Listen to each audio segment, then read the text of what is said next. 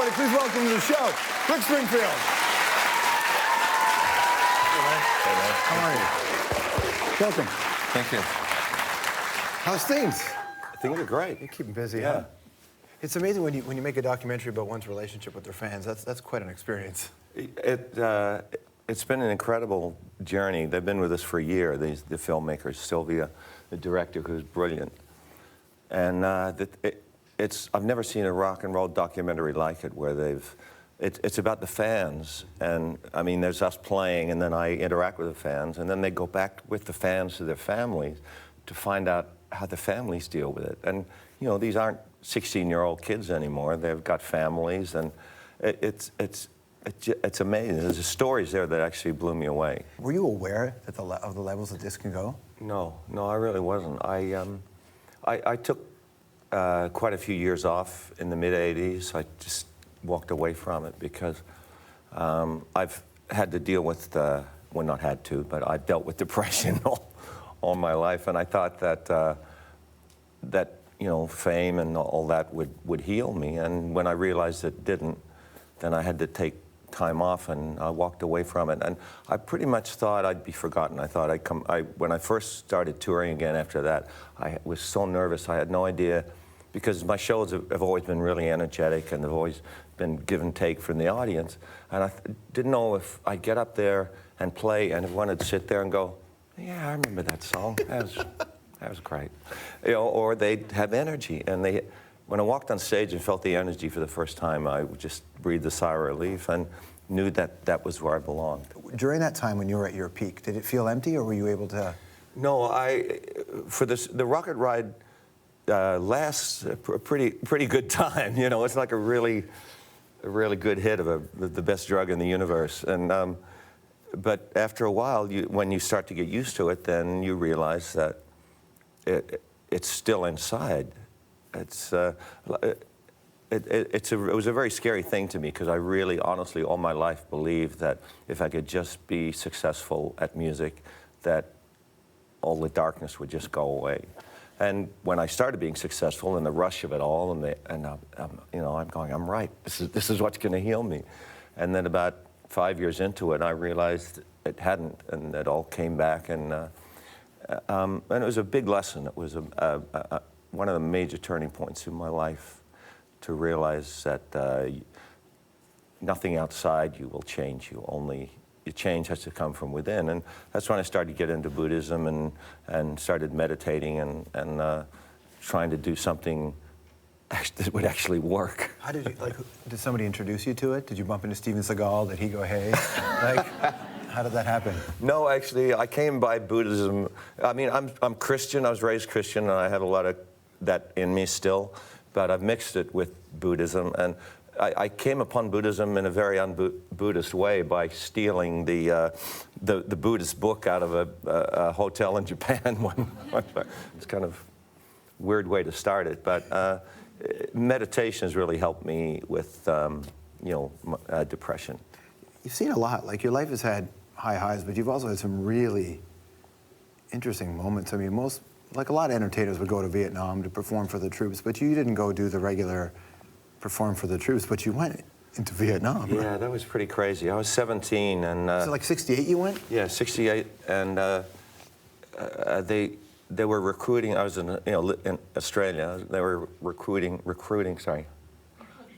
Australian bands, because we're the closest Occidental country to Vietnam, and all the American soldiers, you know, if you had a couple of girls in the band, that's really all they wanted to see. Yeah. So we put a couple of girls in the band, and we went out. We were a show band. I was just playing guitar. And I went over there, and we all thought it's going to be a USO tour. We'll be really protected. And it was some guy, American guy in Saigon, who just was recruiting all these Aussie bands. And we got shot at, we got rocketed. I almost blew the band up with a hand grenade. Truly, I was minutes from killing the whole band and myself with a hand grenade. Yikes. You saw some crazy stuff, though, right? Yeah, I've done a lot of stupid stuff. I'm very lucky to be alive. But, you know, some people do it and learn from it, and others don't. Yeah, I haven't. No? No, I have. I astound myself sometimes at my stupidity. Is it true, though, that when you were in Vietnam, that you actually at some point, I read this, that you were feeding mortar shells, like there was an attack and you were part of that? Yep. I mean, because it's one thing to be in that action, but you know that there are people on the other end of that. Yeah. What was the result? The mortar. We stayed over. We befriended this Navy encampment on a beach. They had an encampment on a beach outside Da Nang, and they said, "Why don't you guys stay, the night, and we'll set you up in bunkers and give you guns and stuff." I mean, this is 1968, and completely unpolitically correct. And I went to the Radio Shack and saw a helicopter get shot down, and see tracers. They got attacked, right? Small encampment. We could have easily got overrun. They said there's some movement over here, and they checked, make sure there was no friendlies. So they said, "Here, you throw the mortars down." So I threw the mortars down the tube, and the next morning the soldiers came running into our villa and said, "You got one, you got one." And it's still hard for me to process that. You got one. You killed somebody? I killed somebody. Okay, so tell me about this. So what was your reaction the moment you heard that? I went numb. I hadn't thought of the other end of the equation. It was an enemy. It was wartime. They were sneaking up on us, trying to get us. But I wasn't in the army. I wasn't meant to be there, and it's still. It's something that I can't really, still haven't fully processed. You were saying that you walked away for a bit to kind of battle it, to deal with some of the stuff you were dealing with, and Buddhism being one way. Did you have to put a mechanism in place to get healthy? I mean, honestly, I don't want to come across as like some sad, sack, depressed guy. A lot of the time, I love my life. I was gonna, and I love the people that I'm connected to, and I love my family, and I love what I do. I'm passionate about performing, and being on stage is really that, and meditating and hugging a dog are the only 3 times I am absolutely sure I will never get a depressed moment. So if I could go from dog hugging to meditation to being on stage, I'd be good. You'd be all right. Yeah. How many people still recognize you from the General Hospital? Like, how much of your day is that? You get a lot of that kind of going through airports. Some of the TSAs will go, "Noah!" But luckily, thankfully, there's been other stuff. I get a lot of high fives now from guys because of Californication. For sure. Yeah, man, they're great in that. It's a pretty hell of a. It was sort of a twisted version of you in a way, Yes, wasn't it? Yes, it was a very twisted version. I've never done blow in my life, but I've certainly, I've been hedonistic at certain times, Well, when I saw it in Californication, I thought it's an interesting scene. Well, just you being on that set, because the company dealt with this public sex addiction thing, and you've hesitated to use that word, sex addiction, in the conversation, but you've dealt with that kind of thing as well. It's not the kind of thing guys talk about with each other. I really don't know any guy who hasn't had to deal with that. I know there are women who deal with it, but it's the thing is, see, when you get offered something, and as a young boy, I wasn't a very attractive kid. I didn't have a lot of friends. I was very uncomfortable socially, and so to suddenly be having girls coming up to me, propositioning me, I don't know any guy would have the strength to resist that. And I was a young guy, and it was, and it does become an addiction after a while, because it does heal that darkness in you for a while. This is a hell of a conversation you have to have with your wife, though, isn't it? Yeah, and my wife is the most amazing person in the universe, and I've been with her for 30 years, and most of the screw-ups have been from me, and I don't know, I must have done something good in another life to deserve her, because everybody who knows her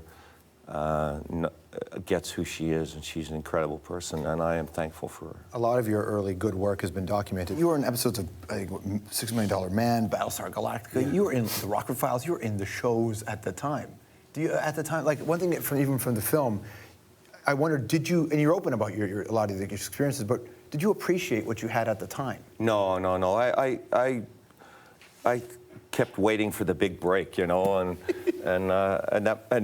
I don't know, you do one Incredible Hulk and it's gone, you know. So, and I was, at heart, I've always been a musician, and that was what I was really searching for. Rick Springfield and Dick Clark. That's 76, man. That's when I had my old accent on. My voice was a little bit higher too back then, yeah. Conscious choice to lose the accent? Yeah, when I started acting, because when I came to America, nobody knew anything about Australia. In fact, I would be asked, how long did it take you to learn English? And I mean, really, they were clueless. That's because we didn't have Crocodile Dundee back then to show us the way. Thank God for Crocodile Dundee, or no one would know where Australia was.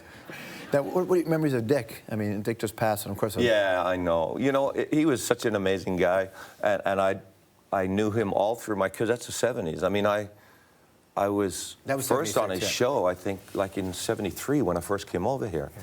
So I've known him all the way along, and of course I went on when Jesse's Girl hit and started, you know, so he saw me through all of that.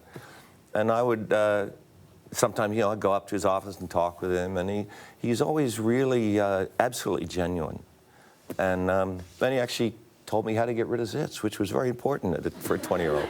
Good advice? What did he tell you? He said, you take the sticky part of a Band-Aid, and you pop your zit, and you stick the sticky part of the Band-Aid on it, and you wake up the next morning, it'll be gone. Really? And damn it if it wasn't right. So I'd like to pass that along to any people who still get zits. I personally still do it. I'm really bummed that I do at 62. It freaks me out. All right, Anthropology, some rapid-fire questions. If you had only $20 left, what's the one thing worth spending money on other than food and clothes? A really cool Star Wars figure. There you go. Which character? Which character? Oh, Boba Fett. Okay, good answer. Have you ever had the desire to work for a more specific hospital, or are you just fine with being at a general one?